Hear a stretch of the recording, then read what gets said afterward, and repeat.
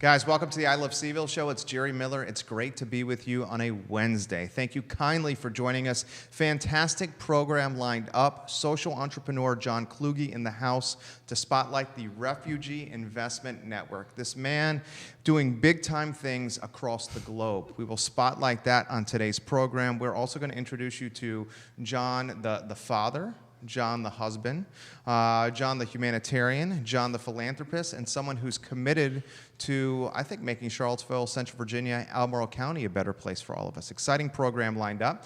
We'll welcome John to the show shortly. First, let me thank some of the fine folks that make the program possible. One of our favorite clients, we are their advertising agency of record. It's Intrastate Pest and Service Companies. This business has a Commonwealth-wide footprint with almost 100 employees and 4 generations of family behind it.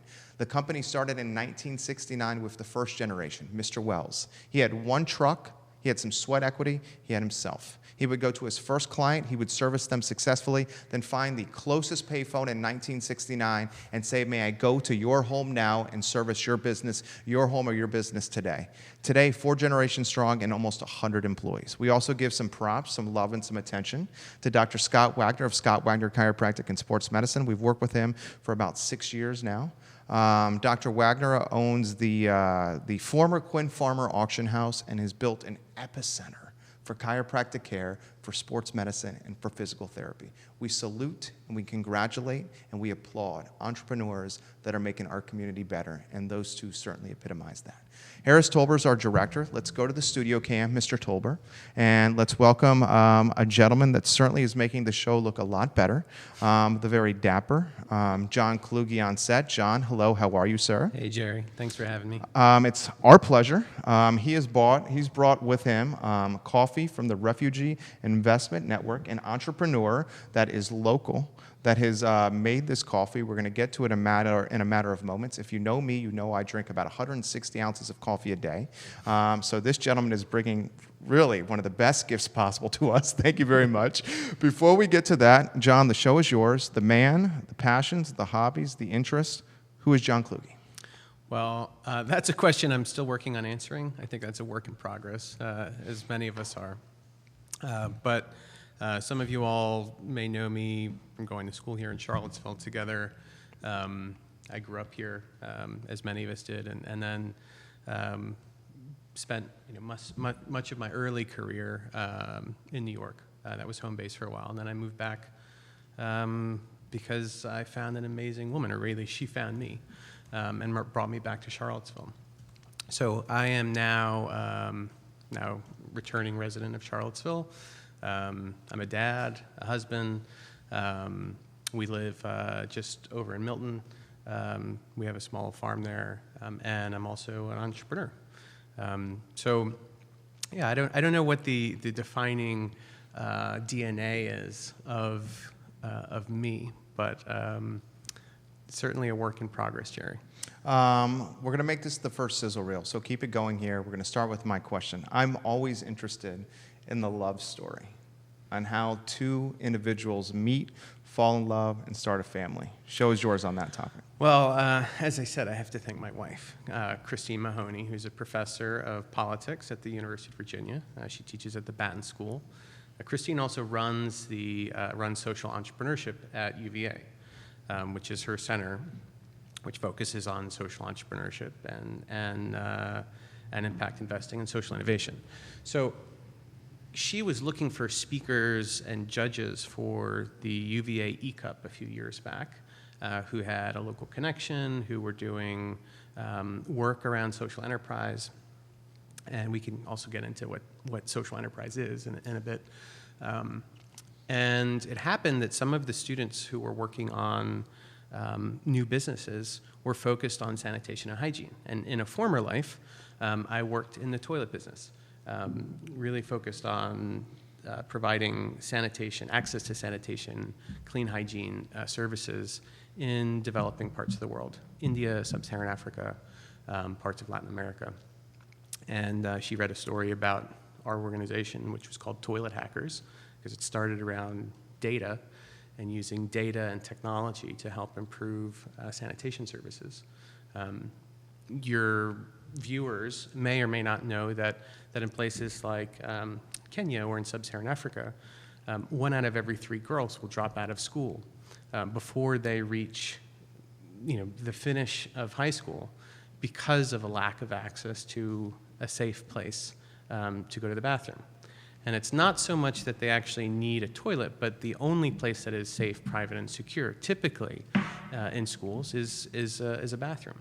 And you'll find that, especially in patriarchal communities, if there is an investment in sanitation facilities at a school, it's typically for the guys.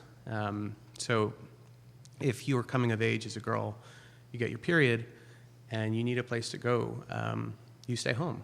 And if you do that enough times, you don't come back. Exactly.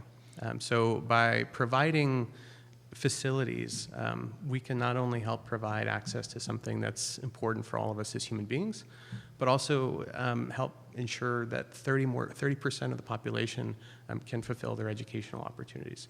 So I love that work. It was hard, very different from what I'm doing now. But Christine had seen a story about that and brought me back to CVille, and we just had this really cool connection. I found her to be both inspiring and intense and intimidating at the same time. And I got back to New York, and I had no idea what that connection was. But I called her, and I said, it was actually on the cab ride back to the city, and I said, I don't know what we're supposed to do, but we need to hang out more. So what can we do? And she ended up making me a fellow, and I became a client of her class. And her students did a bunch of campaign work for us. And over the course of the year, got to know her, fell in love with her, and was lucky enough that she, was up for going on this journey together. And 3 years later, we are now married. We have a beautiful baby girl. And I'm back in CVille, so life is good. I love it. I love that answer. We'll end the first Sizzle Reel with the answer to this question, Harris.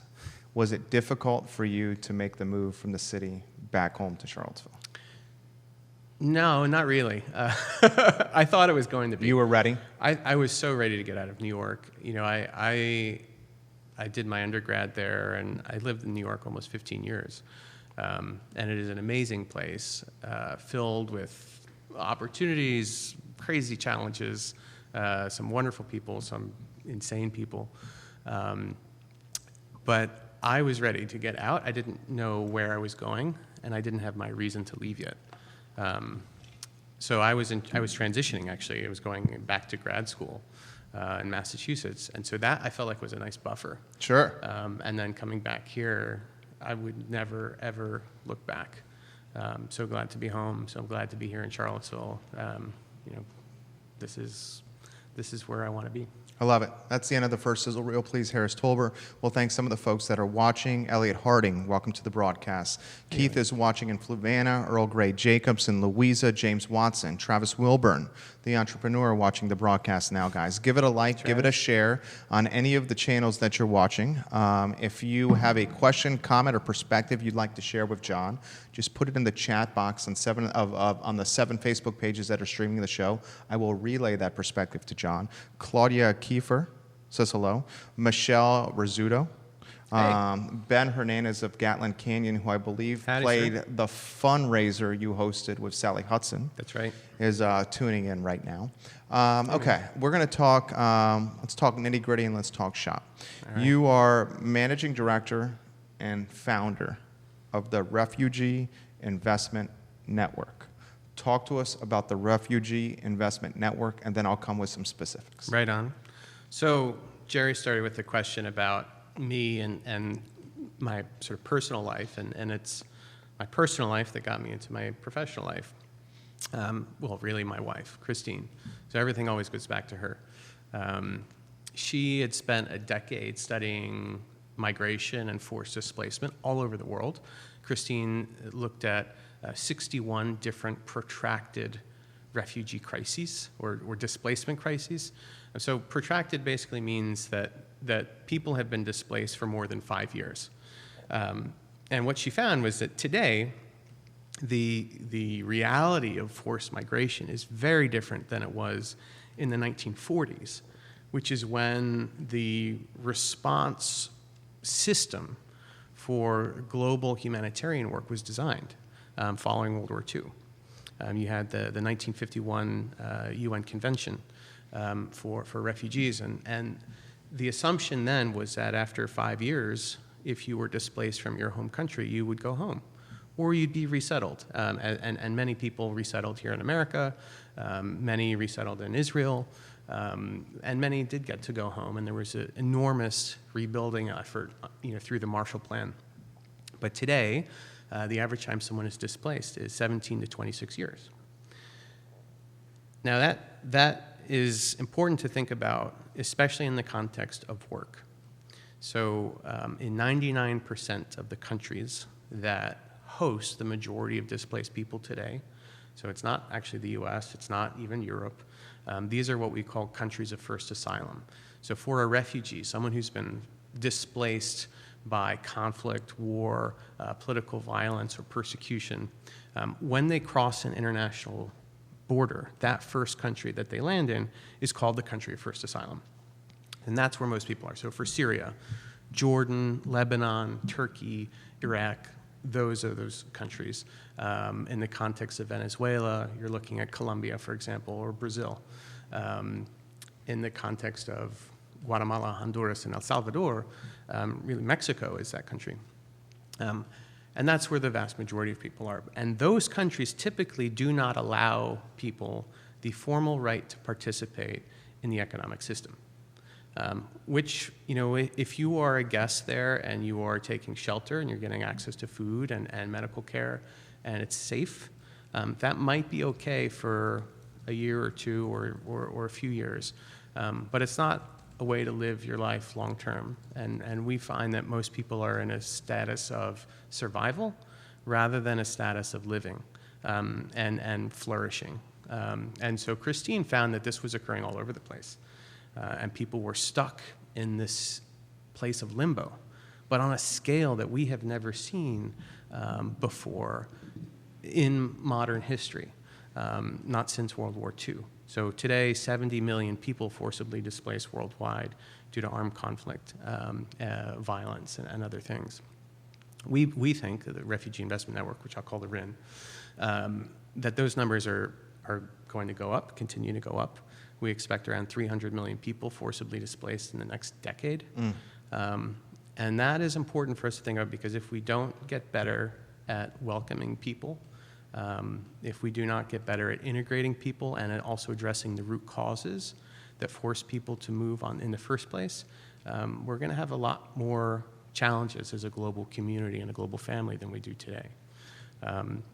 Most of the resources that are allocated or mobilized to support refugees and displaced people, because there are a lot of internally displaced people, those who don't cross that border, and they're called IDPs, internally displaced people. Most of the resources are focused on short-term work: food, water, medicine, shelter, security. But that is totally insufficient for someone who's displaced for decades. And if you don't have the right to work, or to start a business, ultimately those things are things that give us a sense of purpose and meaning in our lives. Identity. Yes, very much so. We define ourselves by many things, but in terms of like what we do every day, that's a big part of it. Having something beyond ourselves to strive towards. We talk about it here in the U.S. as the pursuit of happiness. And I think that everyone should have the right to pursue their own happiness. Why not? We're all human beings. It's the lottery of geography and zip codes, right? And I'm very much someone that's part of what my dad used to joke was called the Lucky Sperm Club. I'm an adoptee. I was born in New York, outside in the country, and my biological mother didn't have the capacity to take care of me. I was put up for adoption, taken in by this family of two entrepreneurs, and it was, incredibly fortuitous. My life could have been so different, and many of us it's like that. It's a roll of the dice, whether it's fate or chance. Pure luck. Exactly. And I totally agree with and believe all this. It's just strange, right? Yeah. And we take it for granted. Way too much. Yeah. But those cards need to be rearranged, and people should have at least a chance to make something of their life and to take care of their family and not be forced into a state of dependence, which so many people are when they're stuck in these states of limbo. So the RIN was designed to really build what my wife argued for in a book she wrote a few years ago. And so I was coming back to Charlottesville. I just finished grad school, trying to think about whether I go back into sanitation or do I do something else. And she found that while the failure of the humanitarian response design was pretty depressing, what she did find is hope everywhere. Everywhere she went, every single country, she would find displaced people building stuff, eking by on their own, and trying to carve out a life of dignity. And for many of them, that was through entrepreneurship. But these are people who are deliberately and intentionally kept out of systems. They're locked out of accessing financial capital. They're locked out of opening a bank account in some places. They're not given a chance, yet they still find a way to persist.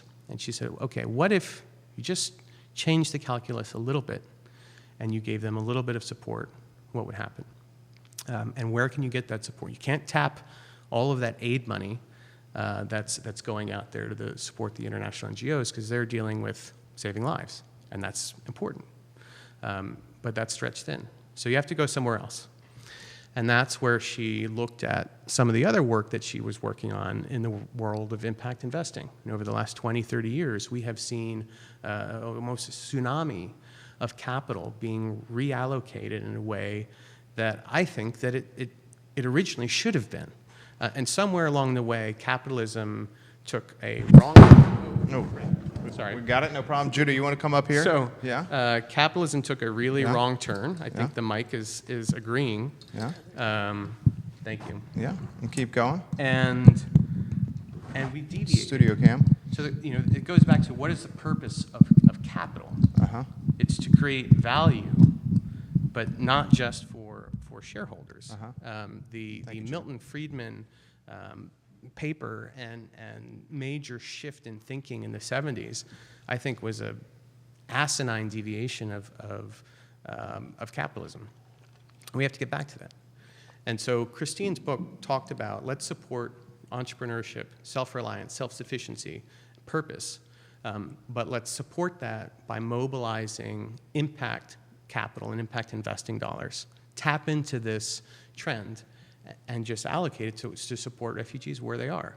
I love it. Because in most cases, they're the ones that have the answers. Oh, absolutely. And it's out of necessity. Because if they don't come up with those answers, then they don't have improved quality of life. And oftentimes when you're an entrepreneur and your back is most against the wall, that's when the best innovation happens. And this really hits close to home. And the second sizzle reel all the way through that answer from John. This hits close to home. I'm the son of Cuban immigrants.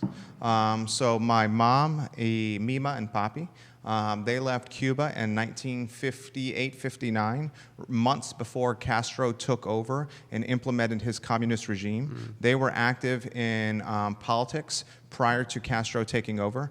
Middle upper class lifestyle, Mima and Papi and my mom. And then Castro, these were the folks that he was killing. These were the folks that he was putting in jail that were active in politics, successful, and committed to democracy in Cuba. Mm-hmm. So my mom was told by Mima and Papi, my grandparents, put everything that you can in a backpack, and we're going to leave this middle upper class lifestyle, and we're going to go from Cuba to Miami.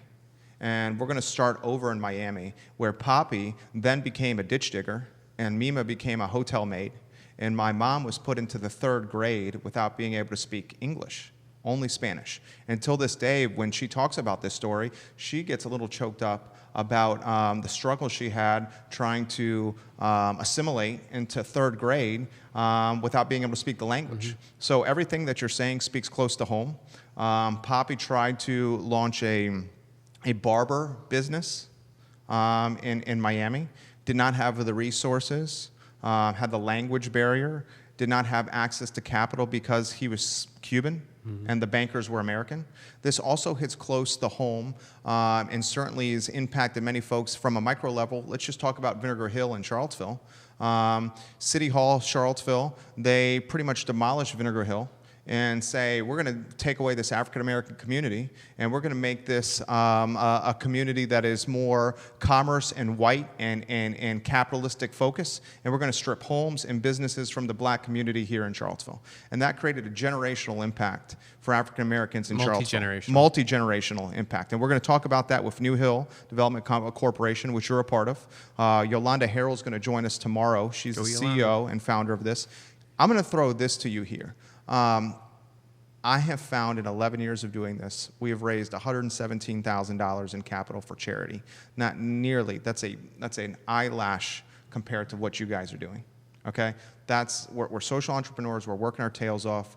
I have found that a for-profit business and a keep it in the black mindset from a financial standpoint does not have to be opposite of the spectrum of a philanthropic mindset. They can work and coexist and go hand in hand. Well, in some cases, you need both kinds of capital. So we talk about it like, anything that is a large, ugly, intractable challenge or problem, whether it's social or environmental, needs resources, not just monetary resources. But we talk about it as, from the financial perspective, it's all capital on deck. We are the Refugee Investment Network, designed as an impact investing and blended finance collaborative. We'll talk about what that is in a minute. But we're kind of the connective tissue that connects different kinds of capital with different entrepreneurs, businesses, and resources. We are specifically the Refugee Investment Network because we're also trying to change the narrative around displaced people who, most of us who are in the global north, in the global west, when we think about refugees, we think about what we see in the media, unless we have a personal connection to displacement, which many of us actually do. But we're bombarded by visuals and stories from the mainstream press and the media, and I don't mean to skewer them. It's just to say that the majority of the stories are focused around vulnerability, around need, and are typically hardship, poverty, struggle. Exactly. We think about people crossing the Mediterranean, and it's important that those stories get told, but there is an entirely different narrative that is missing from the media. And that is about the resiliency, the strength, the family connections, the endurance of these people, and the contributions that they make to their communities when given the chance. And that's what we are all about, supporting and accelerating. That's why we're the Refugee Investment Network. But we work with foundations. We work with philanthropic capital. Not everything is an investment or should be. Not everything should be a business. And we ourselves are not a business. We are a business, but we are not a for-profit business. Sure. Our purpose is to fulfill a public good. And so we play that role working with investment funds, investment managers, asset You're managers. the liaison, the Exactly. go-between. It's like a concierge. Yeah. In It's a way. brilliant. And why it's brilliant is because you are decomplicating the process. And how you're doing that is serving as a middleman or a liaison with the folks that need the capital and the folks that have the capital. Exactly. Pretty much it? It's like a investment matchmaker in a way. Right. I would say we're not a dealer broker that has a specific definition in the world of investing with certain licenses. But investors are going to do their own diligence on different opportunities and different companies, especially around financial performance. What they're more concerned with is actually getting fleeced around the impact side. So how is this company measurably improving the lives of other people, especially those who are displaced? Is this really someone who's been forcibly displaced as a company manager or founder? Or is this some kind of greenwashing? There's all kinds of challenges. Some of them seem kind of silly. but some of them are very legitimate. And so we can provide that validation and help the entrepreneurs to have a little bit more of a level playing field in terms of accessing the resources they need. When I think about a sort of allegory to this work, I think about gender. You may know that less than 3% of venture capital money goes to founders who are women. Exactly. Shocking.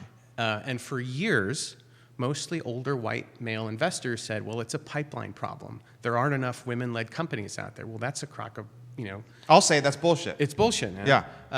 And it's the same thing in this case. Like, it's not a pipeline problem. I'm sorry. There are over 180,000 refugee-led businesses just here in the United States alone, from the over 3 million people we've resettled in the last 3 decades. The problem is it's old white guys that are allocating the capital.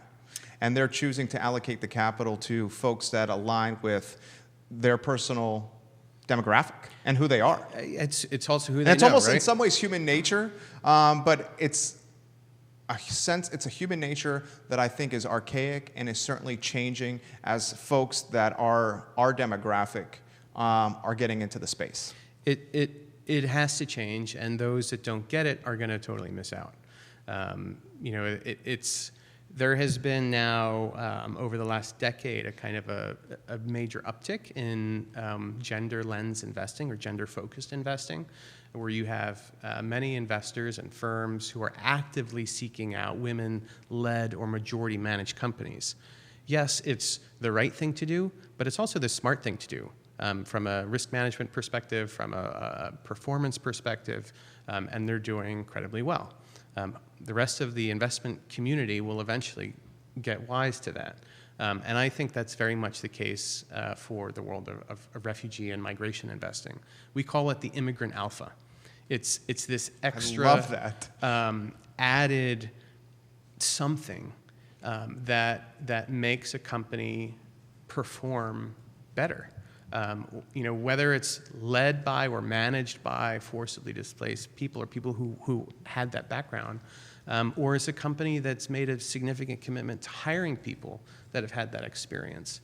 I think about Chobani yogurt. It's probably something that comes to mind for many of you. Chobani, a third of their workforce are refugees. And that's one of the key ingredients as to why that company is so successful. And it's incredible to think about that one of their headquarters, their plants, is in a community that is deep red politically.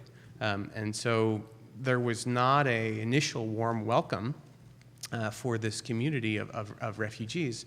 But as people started working together, building products together, and essentially growing this company, they became family.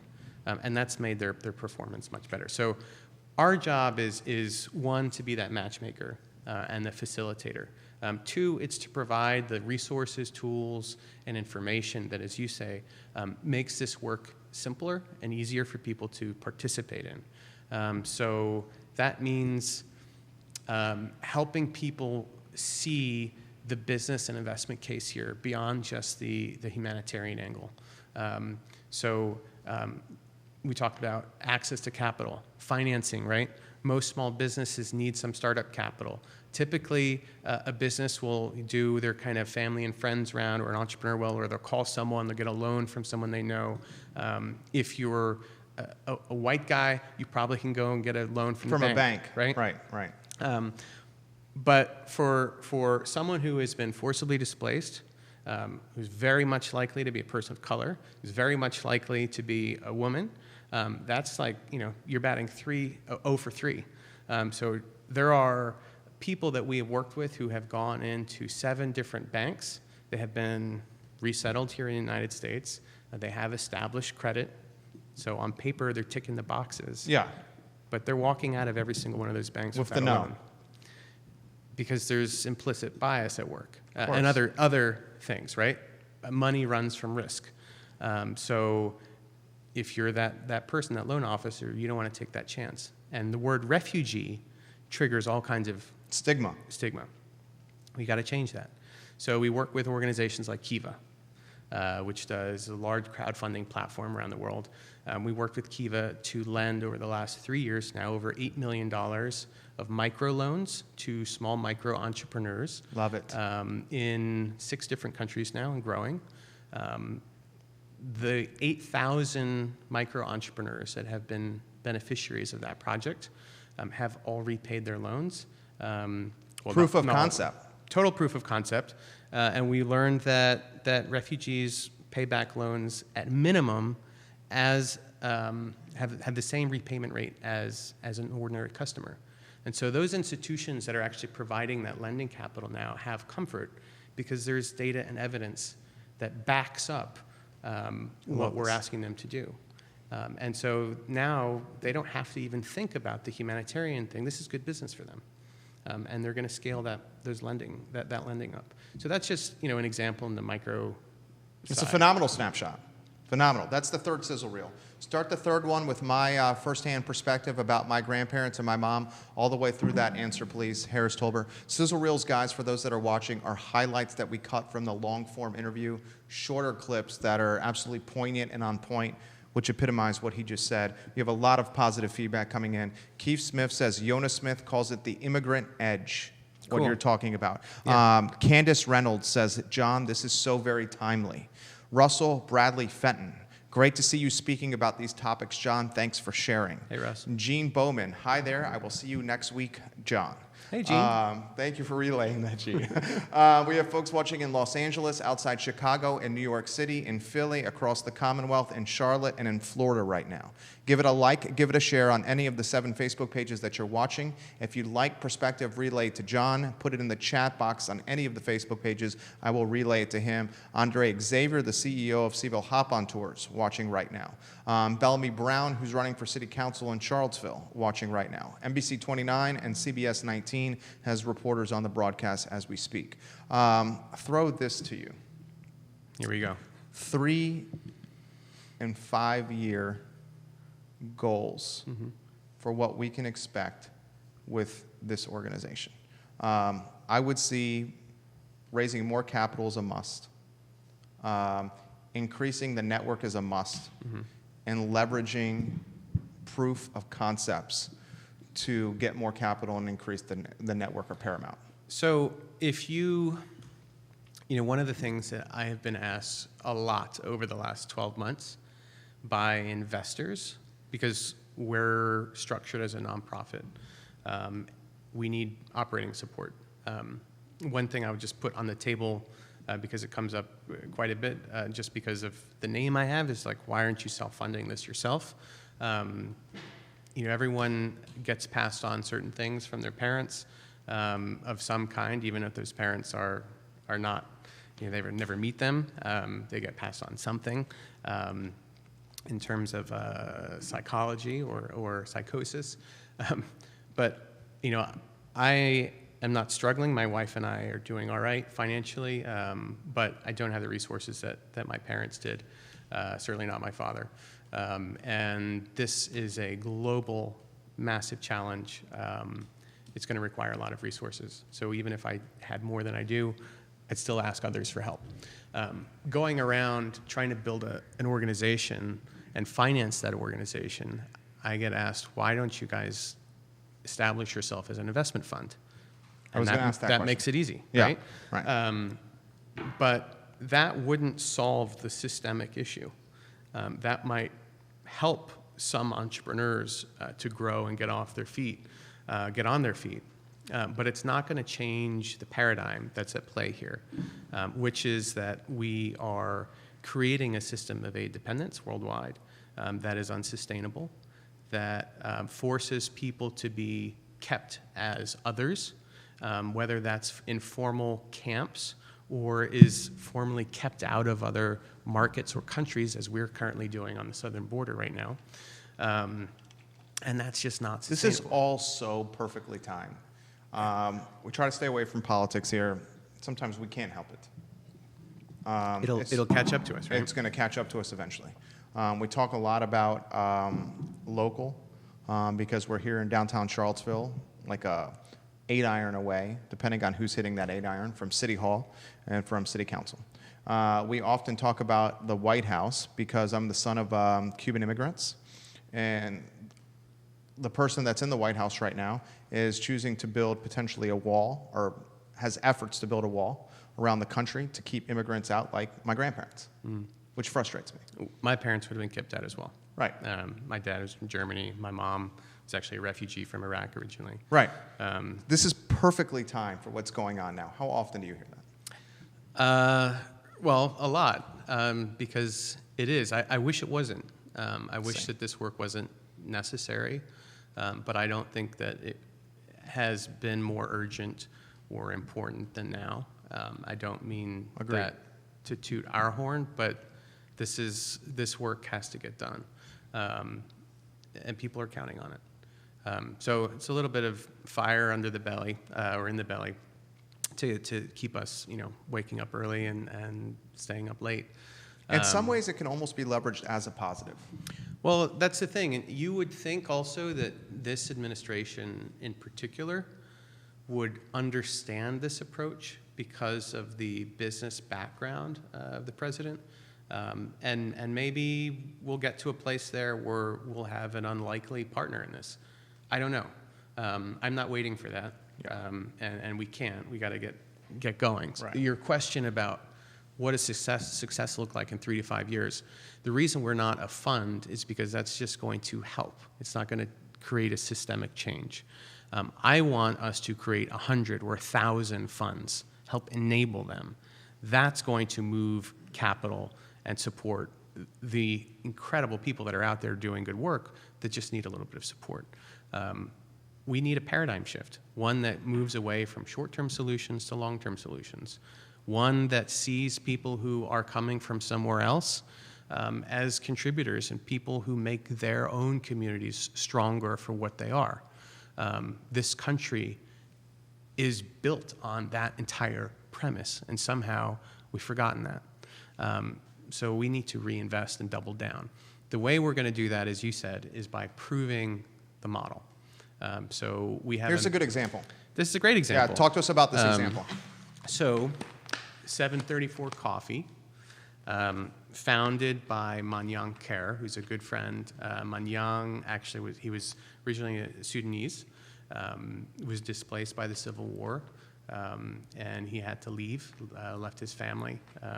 He was in camps, God, for a long time. I think maybe till he was 13 or so, and in Ethiopia, in Gambela, which is the reason that this is called 734 is because those are the coordinates for his camp, where his community is from, or lives.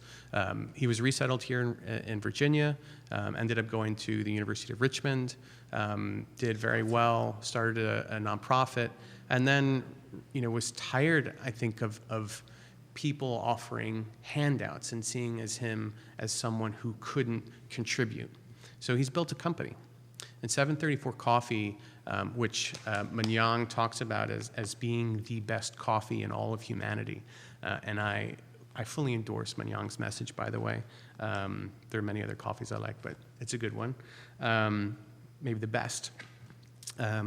But every pouch of coffee that he sells, it's grown by Sudanese farmers in Ethiopia. He buys the beans raw, ships them here to Virginia. He roasts them and then either grinds or packages the roasted beans. The revenue generated from those sales is going back to support the farmers in their community, have access to more land, to buy crop insurance if they need it. It goes to support the kids in those communities and help them get an education, the thing that really unlocked his potential. This is a financially viable company. They're post-revenue. They are growing. They have ways to go. They're still early stage, but there are other companies that are proof points already that exist. They just haven't been marketed or branded or labeled as a refugee investment because this is a new field of investing. But I think about Sundial Brands, which some of you may have come across in the grocery store. Sundial Brands makes a whole line of beauty products and hygiene products. And it was started by 2 Liberian former refugees, who were in New York, couldn't go home because of the Civil War, and they needed to make a living. And so they started making soap and selling it in their neighborhood, and it grew from there. Over the last decade and a half, they've built that company into a $250 million company. And that was their revenue 2-3 years ago when they were purchased by Unilever. And as part of the deal of that sale, Unilever kicked in $50 million to set up a fund for founders of color and women. Sundial employs 4,000 Liberian women in its workforce. You get a sense of the scale of their impact as a company, and you just think, well, how many other Sundials are out there waiting to grow? And that's what I find exciting. So for us, yeah, we need more money in this space. We need more investors in this space who see this as something that they can do well with, and yes, make a profound difference in the world. We need, connections with other entrepreneurs who are looking to expand their operations and grow, whether it's looking for capital to do that, or sometimes they're seeking employees. Refugee Investments for us are companies that are led or managed by displaced people. They're companies that are led by local people who want to hire displaced people, make a commitment like Chobani did. And then they qualify for investment because of that commitment. It's funds and lending structures that can support this work. That is sort of the individual matchmaking that we do. But we also need to prove this model at a much bigger scale. Yeah, you got to do it at scale. And so that's where we have this partnership now. It's still early days, but we have a partnership with the Secretariat of Foreign Affairs of Mexico, and that started really about a year and a half ago, or a year and change ago. I had a conversation I had in Los Angeles with the Consul General there, and now we have the full support of the Foreign Minister of Mexico, and they, it's hard to stay out of the political scene here, but that is a really good example of a place that is in total flux. Things are changing every single day. It's hard to keep up with what's coming out of the White House sometimes, really all the time. Yeah. But the plan there is to really offer a counter narrative and a counter plan of how to deal with large forced migration with development. So development in this sense is really what the country and the Mexican government has ambitions for to build, to grow their economy. Mexico is almost a country of 2 countries. Totally. Mexico City in north, and then Oaxaca and the south. One is very developed, very robust, and then the other is not. Just hasn't received the kind of focus and attention, and it's not been a priority. Throw that little OT, overtime work for you, Harris. Make that the 4th Sizzle Reel. Let's start with him talking about the coffee here, so we can get some brand awareness out for this entrepreneur. You crushed it today. Cool. We are almost out of time, 57 minutes in. Amazing. This has been easy. I want to throw one quick and get 90-second take from you, 90 seconds of perspective. Tomorrow on the show, Yolanda Harrell, CEO, New Hill Development Corp. You're a board member. $500K from the city allocated to New Hill. As a start. As a start, right. I like how you did that. With the intent of revitalizing, inspiring, jump-starting the foundation of perhaps Star Hill and the African-American community in the city of Charlottesville. Show is yours.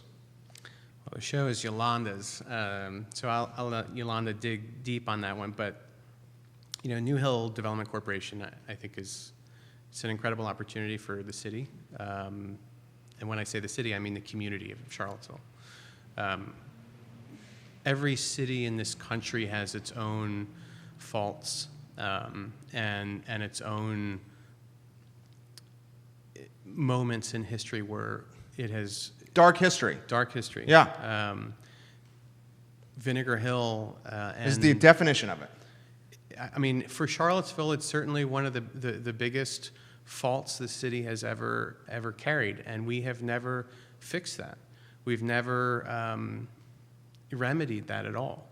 And this is the time. I mean, if there was ever a moment to use the fact that Charlottesville is now on a national stage, let's bring in the resources that we want and need to fix that.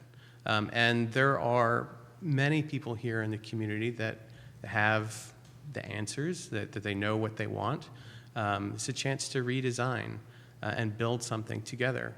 So I play a very small role. I support Yolanda and the organization as a board member. And part of that is to help bring in other resources and just be there as needed. She's really the one driving this thing, and she's an incredible human being, a great entrepreneur. There's an incredible board behind that, and I think that the key thing has been listening. New Hill is spending a lot of time listening to the community in terms of what's needed, what could be created to create a new Hill for Charlottesville, a vibrant, thriving, African-American-led business community and district with underpinnings around financial literacy, financial empowerment, entrepreneurship. It's really about building back the African-American middle class here in Charlottesville. Love it. So we've got a lot of work to do at home. We've got a lot of work to do abroad. It's all important. Tomorrow, Yolanda Harrell on the I Love CVille show to spotlight her efforts, the team efforts of New Hill Development Corporation. You crushed it today, man. Thanks, man. It was great to be here. Thanks so much for joining us. I appreciate for you. everyone out there, and this was fun. Yeah, I thoroughly enjoyed it. We'll archive the show in totality on ilovecville.com. We will edit, highlight clips, 4 of them from the show. We're going to have some fun. John Kluge did great. Thank you guys for watching the I Love CVille show. We close the program the same way every time. We ask you to embody the golden rule. We don't make it about religion. We make it about treating others how you want to be treated yourself. When you treat others how you want to be treated yourself, it has a viral positive impact across the community. Charlottesville needs it more than ever. It's the golden rule. Okay? I'm Jerry Miller. It's the I Love CVille show. We will see you tomorrow at 12:30 with Yolanda Harrell of New Hill Development Corporation. Take care. Thanks, man. That was cool. Yeah. We will send you the content, say 2 business days. You have absolute rights to it.